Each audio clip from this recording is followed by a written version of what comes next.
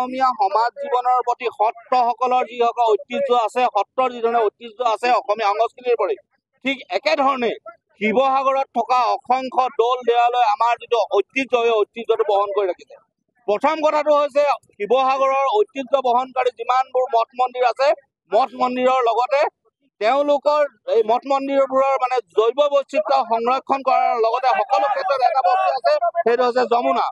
যমুনাৰ যদি আয়ুস ৰেখাটো যদি আমি ভালদৰে ধৰি ৰাখিব নোৱাৰো, যমুনাৰ পানীৰ ফ্ল'টো যদি ভালকে ধৰি ৰাখিব নোৱাৰো, তেনে দৌল দেৱালয়বোৰ ভাগি শেষ হৈ যাব, পুখুৰী শুকাই যাব।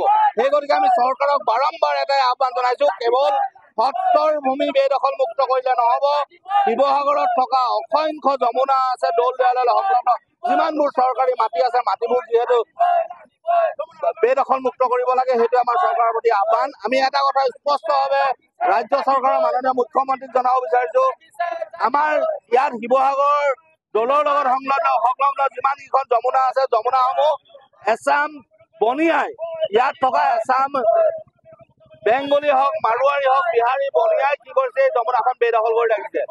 তেওঁলোক ধৰ্মৰ নামত তেওঁলোক হিন্দু কাৰণে তেওঁলোকক বেদখল মুক্ত কৰিব বিচৰা নাই নেকি? সেইটো নহব। আমাৰ স্পষ্ট কথা যে এই দৌল দেৱালয়ৰ লগত সংলগ্ন যমুনা বেদখল মুক্ত কৰিব লাগিব।